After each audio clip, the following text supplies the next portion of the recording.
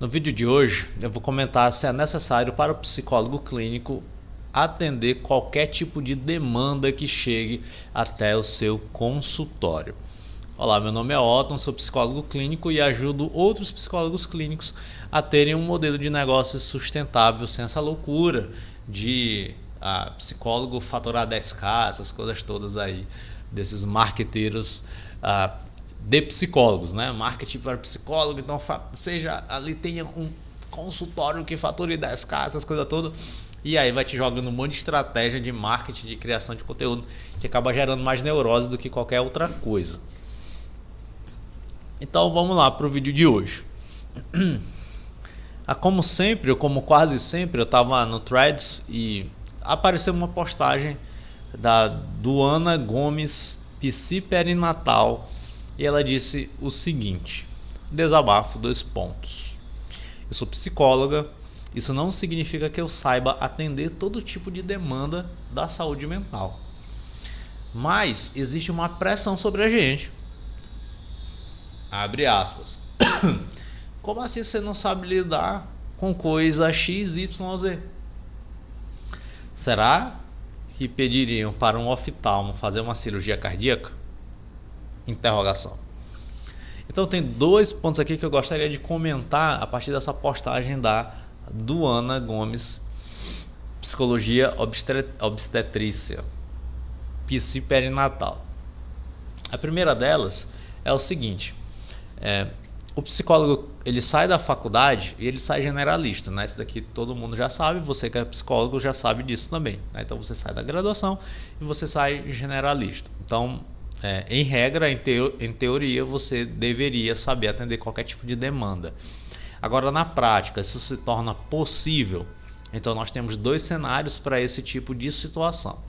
O primeiro cenário é o cenário da ênfase na abordagem. Então, se eu tenho uma abordagem teórica específica, então conclui-se que essa abordagem pode trabalhar com determinados princípios e esses princípios poderão, portanto, serem aplicados a qualquer tipo de demanda, a qualquer tipo de sofrimento. Então nós temos essa perspectiva. Então, se eu domino, eu vou chamar a psicanálise aqui de uma abordagem da psicologia. Psicanalistas, não fiquem chateados com essa minha colocação, mas, por exemplo, eu saio da graduação, eu faço uma escola de psicanálise, eu utilizo a psicanálise como abordagem. E chega uma demanda de ansiedade, eu vou aplicar os princípios da psicanálise para essa demanda de ansiedade. Eu recebo um caso de depressão e eu vou aplicar os princípios da psicanálise para essa demanda de depressão. Eu recebo um caso de um vício em pornografia, eu vou aplicar os princípios da psicanálise para tratar esse vício em pornografia, entende?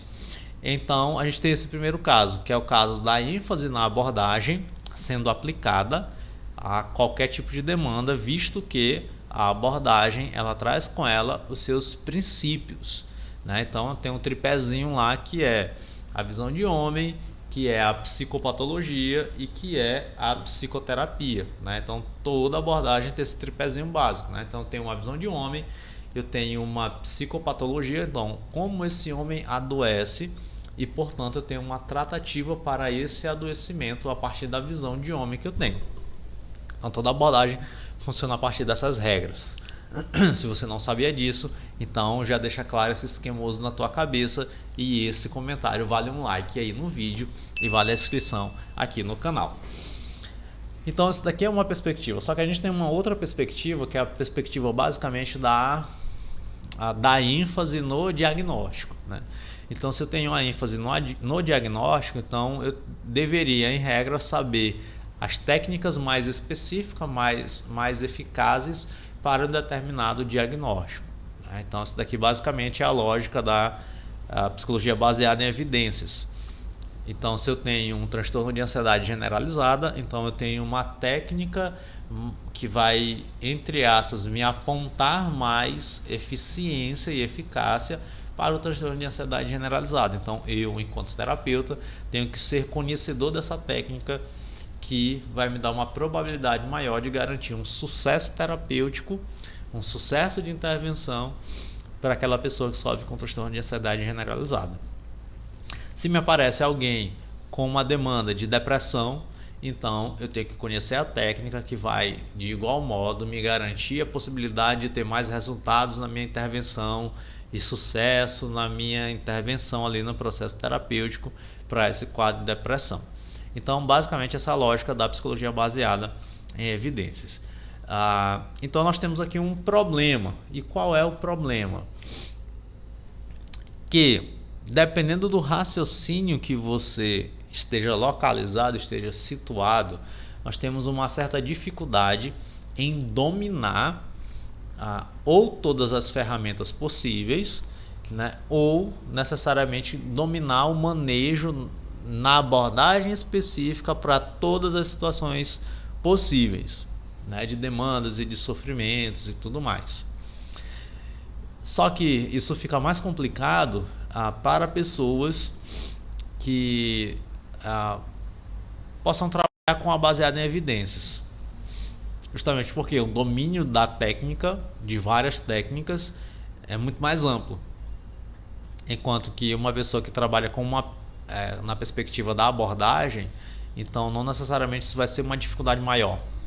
É lógico que também, dependendo da abordagem, então existem perspectivas específicas dentro daquela abordagem, o que já dificultaria também o próprio processo do profissional dentro do desenvolvimento de atender várias demandas e atender vários nichos. Então nós temos essas problemáticas, o que acaba tornando, em certa medida, eu não vou dizer que humanamente impossível, mas acaba gerando uma grande barreira de tempo, né, e principalmente de tempo para poder o profissional conseguir dominar todas as demandas possíveis ali de saúde dentro desse contexto de saúde mental, né? E aí tem um psicólogo aqui que responde, ele é chamado aqui, Álvaro Rodrigues. Ele diz assim: sério que colocam essa pressão? Já vai ser o segundo ponto do meu comentário aqui. Ele diz assim: o professor Echevarria, né, Martins Echevarria, que é um professor que ele está ligado a uma tradição de psicoterapia pautada numa visão de filosofia clássica, aristotélico-tomista, né? Ele diz assim, o professor Echevarria diz que são tantas as coisas que os psicólogos tratam e tantos tipos de psicólogos que existem, e é impossível que um só dê conta de tudo. É impossível, a gente tem uma limitação aqui de tempo, né? A gente tem uma limitação, né, de tempo para poder dominar tudo o que é demanda de sofrimento da alma humana. Então eu concordo com isso, né? A gente efetivamente tem uma limitação, tem uma delimitação de tempo, né, de energia, para poder a gente conseguir dominar efetivamente todos os tipos de demandas e saber manejar muito bem todos os tipos de demanda. E aí aqui vem um ponto, que é um ponto mais pessoal que eu observo, que é o seguinte: quando a pessoa que fez a postagem aqui, ela diz assim, existe uma pressão sobre a gente, aqui é um ponto extremamente sensível e de uma fala que é particular dela. Eu já recebi esse tipo de comentário, mas eu jamais me senti pressionado. Não, é verdade, eu tenho que atender crianças. Eu não atendo crianças, né? Não, é verdade, nossa, cara, eu deveria atender crianças, eu tenho que atender crianças. Ou, não, é verdade, eu tenho que atender TEA. Eu tenho que dominar a TEA e tal, não sei o quê. Não, é verdade, eu tenho que... Por quê? Porque eu já ouvi pessoas falando, não, Otton, por que tu não atende isso? Não, Otton, por que tu não faz isso? Por que tu não trabalha com isso? E essa pressão jamais chegou sobre mim. Por quê? Porque eu não acolhi a pressão. Então, a conversa de hoje aqui gira em torno disso, gira em torno das complicações que temos para dominar todos os tipos de demandas e trabalhar com isso. E o segundo ponto é, se você se sente pressionado, você precisa levar isso para a tua terapia. Entende, meu psi?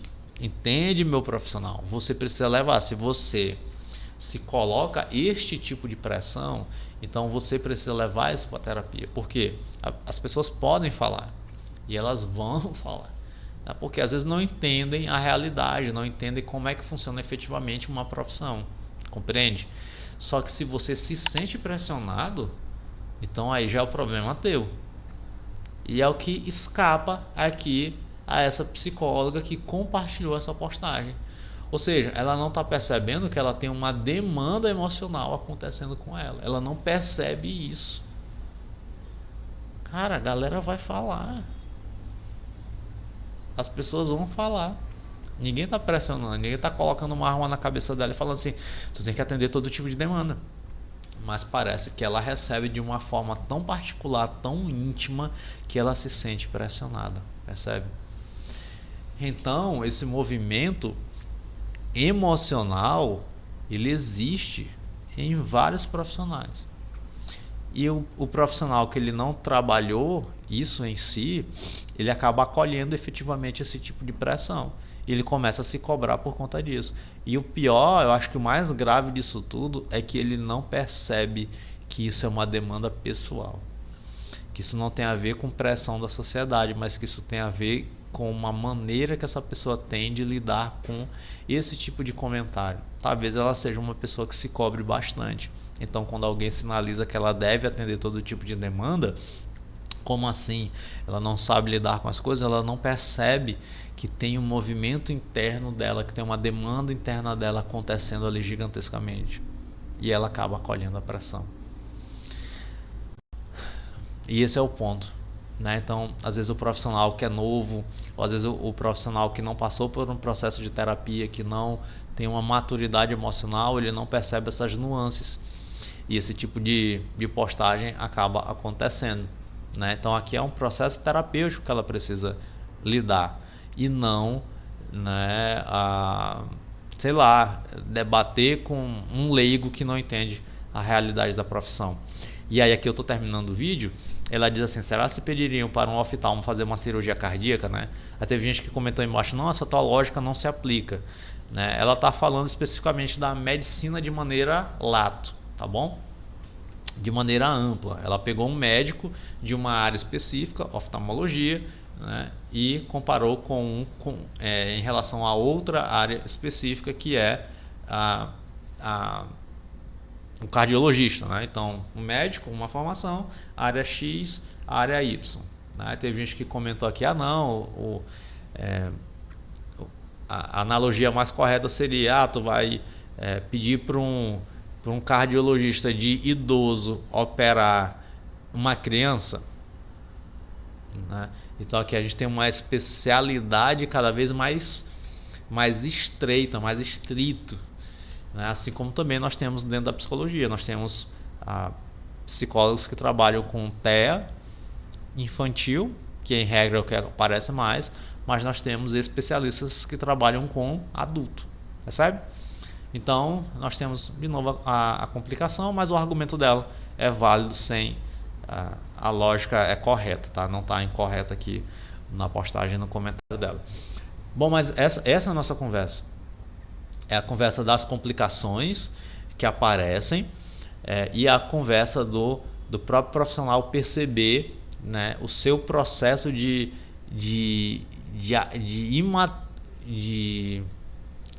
eu não vou chamar de imaturidade, tá? Que eu acho que fica um pouco pesado, mas é um processo de autoconhecimento que muitas vezes escapa, né? De acolhimento de certas pressões que tem a ver mais com uma demanda pessoal do que tem a ver com uma ignorância ou não do público leigo, entende? Então é por isso que a pessoa precisa, né, para poder lidar com esse tipo de situação, o profissional ele pode inclusive definir o nicho que ele deve trabalhar, que ele pode trabalhar, para poder ele ficar mais tranquilo em relação a isso e parar de achar que ele precisa dominar, né, todas as demandas e todos os transtornos emocionais possíveis para poder ele conseguir trabalhar, para poder ele ter um retorno ali no seu consultório. E se você tem dúvidas sobre como definir o teu nicho, né, é só clicar aqui no vídeo que está aparecendo, né, assiste lá porque eu tenho uma conversa muito interessante sobre como definir o nicho. Beleza? Beijinhos e até o nosso próximo vídeo. Tchau, tchau.